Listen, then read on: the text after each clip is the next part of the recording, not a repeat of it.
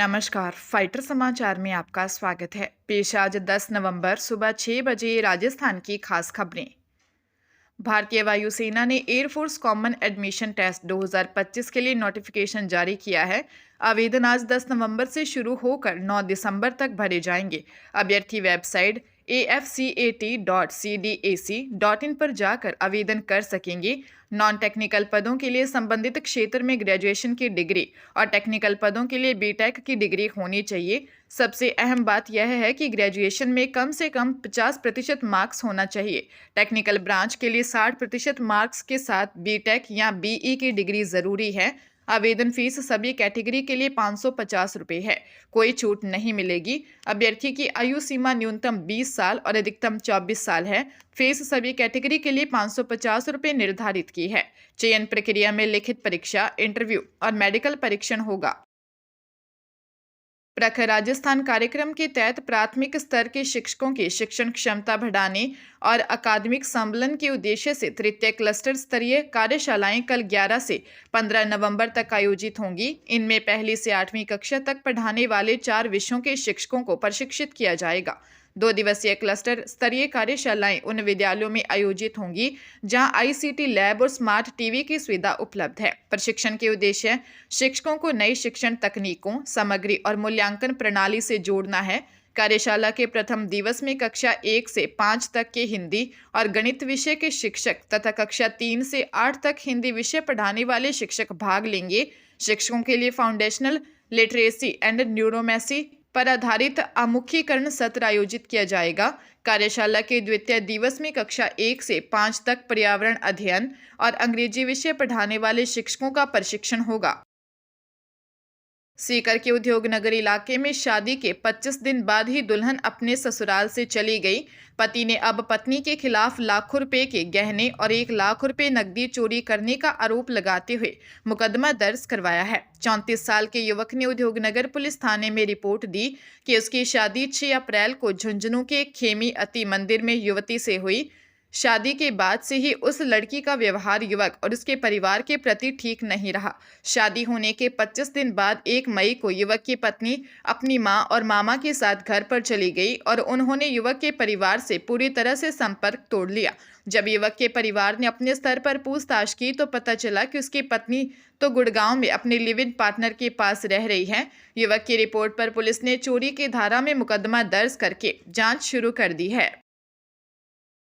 सांसद घनश्याम तिवाड़ी ने पूर्व मुख्यमंत्री अशोक गहलोत के वंदे मातरम पर दिए गए बयानों पर प्रतिक्रिया देते हुए कहा कि गहलोत इतिहास को तोड़ मरोड़ कर पेश कर रहे हैं और राष्ट्रगीत को भी राजनीति के दायरे में घसीट रहे हैं। तिवाड़ी ने कहा कि वंदे मातरम गीत देश के स्वतंत्रता सेनानियों में आज़ादी की चेतना जगा रहा था। यह गीत तभी से भारत के क्रांतिकारियों के लिए एक मंत्र और प्रेरणा का स्रोत बन गया। कांग्रेस के अधिवेशन में मौलाना अली, शौकत अली जैसे नेताओं ने इसका विरोध किया था। तिवाड़ी ने कहा कि 1875 में बंकिम चंद्र चट्टोपाध्याय ने वंदे मातरम गीत की संरचना की। 1882 में आनंद मठ में प्रकाशित हुआ, जिसमें इस गीत को प्रमुख स्थान मिला। उन्होंने कहा कि अगर अशोक गहलोत और कांग्रेस सच में राष्ट्रभक्ति की भावना रखते हैं तो उन्हें इस आयोजन में शामिल होकर देश के साथ खड़ा होना चाहिए था, न कि इससे दूरी बनानी चाहिए थी। हरियाणा की रेवाड़ी पुलिस ने दिल्ली जयपुर हाईवे स्थित कसौला चौक के पास हंस रिजॉर्ट में चल रहे 3M spa centre per day व्यापार रैकेट का भंडाफोड़ कर 9 महिलाओं, कई ग्राहकों, स्पा के मैनेजर और कुछ अन्य कर्मचारियों को हिरासत में लिया है। जानकारी के अनुसार पुलिस ने स्पा में पहले एक नकली ग्राहक भेजकर रैकेट के बारे में जानकारी जुटाई। इसके बाद अचानक छापेमारी की गई। जांच में सामने आया कि यह रैकेट व्हाट्सएप के जरिए संचालित हो रहा था, जहां ग्राहकों को लड़कियों की तस्वीरें भेजकर डील होती थी। डीएसपी हेडक्वार्टर डॉक्टर रविंद्र ने बताया कि रेड के दौरान कई जोड़े संदिग्ध अवस्था में पाए गए। रेवाड़ी एसपी हेमेंद्र मीणा ने बताया कि स्पा सेंटर को पूरी तरह सील कर दिया जाएगा। छापेमारी के दौरान किसी भी प्रतिरोध से बचने के लिए मौके पर भारी पुलिस बल तैनात किया गया था। जयपुर के ऐतिहासिक खोले के हनुमान मंदिर में इस बार भी भक्ति, परंपरा और विशाल आयोजन का संगम देखने को मिला। रविवार को यहां 65वां लक्खी अन्नकूट महोत्सव मनाया गया। इसमें करीब 2 लाख भक्तों के लिए भोजन प्रसादी तैयार की गई। कभी जयपुर की राजसी संस्कृति का प्रतीक रहा यह अन्नकूट अब शहर में सामाजिक एकता और मेलजोल का प्रतीक बन चुका है। मंदिर परिसर में दोपहर 12:15 पर हनुमान जी की महाआरती हुई। इसके बाद भगवान को 56 भोग और अन्नकूट प्रसाद का भोग लगाया गया। दोपहर 1 से रात 9 बजे तक अन्नकूट पंगत प्रसादी चली। 56 भोग भगवान को अर्पित हुआ और हजारों भक्तों के बीच प्रसाद वितरण हुआ। मंदिर परिसर में 30 विशाल भट्टियां तैयार की गई थी। भोजन बनाने का काम 8 नवंबर की शाम से शुरू हुआ और 9 नवंबर की रात तक चला। जैसलमेर जिले के मोहनगढ़ थाना इलाके के नेहडाई गांव में बदमाश स्टेट बैंक ऑफ इंडिया के एटीएम बूथ में घुसे और पूरी एटीएम मशीन को ही उखाड़ ले गए। बताया जा रहा है कि एटीएम में करीब 5 से 10 लाख रुपए की नकदी मौजूद थी। जब स्थानीय लोगों ने एटीएम बूथ के दरवाजे टूटे हुए देखे और अंदर से मशीन गायब पाई तो इलाके में हड़कंप मच गया। तुरंत मोहनगढ़ थाना पुलिस को सूचना दी गई। पुलिस के अनुसार बदमाशों ने पहले एटीएम बूथ के गेट तोड़े। इसके बाद उन्होंने किसी वाहन से एटीएम मशीन को मजबूत रस्सियों से या चेन से बांधा। पूरी मशीन को जोर लगाकर उखाड़ा और वे इसे अपने साथ लेकर फरार हो गए। एटीएम में मौजूद नकदी का सही आकलन बैंक की ओर से किया जा रहा है। पुलिस ने घटनास्थल का मुआयना किया। पुलिस ने बताया कि चोरों की तलाश के लिए आसपास के इलाकों में नाकेबंदी करवाई गई है और सीसीटीवी फुटेज खंगाले जा रहे हैं। कोचामन सिटी शहर के बहुचर्चित रमेश रुलानिया हत्याकांड में पुलिस ने 2 और आरोपियों को गिरफ्तार किया है। दोनों ने रुलानिया की मौत की सूचना अस्पताल से गैंग के वीरेंद्र चारण को दी थी। जांच में तकनीकी साक्ष्य मिलने पर पुलिस ने सुरेंद्र सिंह पालावत निवासी खाटू श्यामजी सीकर और राहुल मांडिया निवासी आशपुरा सीकर को गिरफ्तार किया है। पुलिस मामले में अब तक 14 लोगों को गिरफ्तार कर चुकी है। एसपी ऋचा तोमर ने बताया कि 7 अक्टूबर को व्यापारी रमेश रुलानिया की जिम में गणपत गुर्जर ने गोली मारी थी। इलाज के दौरान अस्पताल में उसकी मौत हो गई। रुलानिया की मौत की सूचना राहुल मांडिया ने सरगना वीरेंद्र चारण को दी। इसके साथ सुरेंद्र पालावत भी सहयोग कर रहा था। दोनों आरोपियों ने हमलावर गणपत गुर्जर और धर्मेंद्र उर्फ देवा को नगद रुपए भी उपलब्ध करवाए। दोनों फरार चल रहे आरोपी जीतू चारण के संपर्क में थे। टेरिटोरियल आर्मी ग्रुप मुख्यालय वेस्टर्न कमांड ने टेरिटोरियल आर्मी के लिए भर्ती रैली की घोषणा की है, जो 17 नवंबर से 30 नवंबर तक लुधियाना में आयोजित की जाएगी।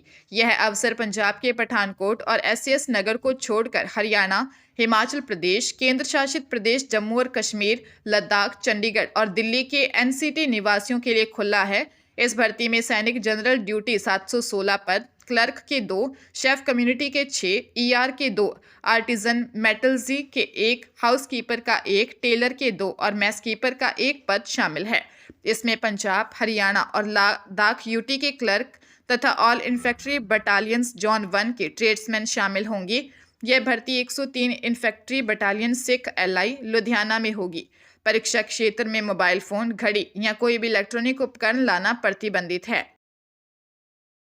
जयपुर में एक पत्नी द्वारा अपने पति की हत्या करने का मामला सामने आया है। नशे की हालत में पति के आए दिन झगड़ा करने से वह परेशान थी। प्रतापनगर थाना पुलिस ने एफएसएल टीम की मदद से सबूत जुटाई। एसएचओ राजेंद्र शर्मा ने बताया कि प्रतापनगर के सेक्टर 19 निवासी 40 वर्षीय गौरव कुमार सिंगल की हत्या की गई है। करीब 4 साल पहले उसने यूपी की रहने वाली सोनी प्रजापति से शादी की थी। शादी के बाद से ही पति पत्नी दोनों यहाँ रह रहे थे। शराब पीने का आदी पति गौरव कुमार सिंगल टेक्नीशियन का काम करता था। घटनाक्रम के मुताबिक नशे की हालत में गौरव घर लौटा। घर पहुंचते ही पत्नी से गाली गलौज कर झगड़ा किया। कहा सुनी के बाद पत्नी सोनी प्रजापति से मारपीट करने लगा। आए दिन झगड़े व मारपीट से परेशान सोनी प्रजापति ने गौरव की हत्या कर दी। पुलिस ने हत्या के मामले में पत्नी सोनी को राउंड अप किया है। मामले की जांच की जा रही है। राजधानी जयपुर में एक किशोरी से हैवानियत की शर्मनाक वारदात सामने आई है। जयसिंहपुरा खोर थाना क्षेत्र में 14 वर्षीय किशोरी के साथ उसके 23 वर्षीय रिश्तेदार ने रेप किया। आरोपी युवक किशोरी को बहला फुसलाकर छत पर ले गया और वहां उसने रेप किया। किशोरी के चीखने चिल्लाने की आवाज सुनकर परिवार के लोग और आसपास के पड़ोसी जाग गए। सभी ने मिलकर आरोपी को मौके पर दबोच लिया और उसकी जमकर पिटाई की। इस दौरान आरोपी फरार हो गया। पीड़िता का परिवार मूल रूप से हरियाणा का रहने वाला है। पुलिस ने आरोपी रिश्तेदार युवक के खिलाफ बलात्कार और पोक्सो एक्ट की विभिन्न धाराओं के तहत मुकदमा दर्ज किया। साथ ही घटना के दौरान बाहर निगरानी रखने और आरोपी की मदद करने के आरोप में एक अन्य युवक को भी नामजद किया है। दोनों आरोपी अभी फरार हैं।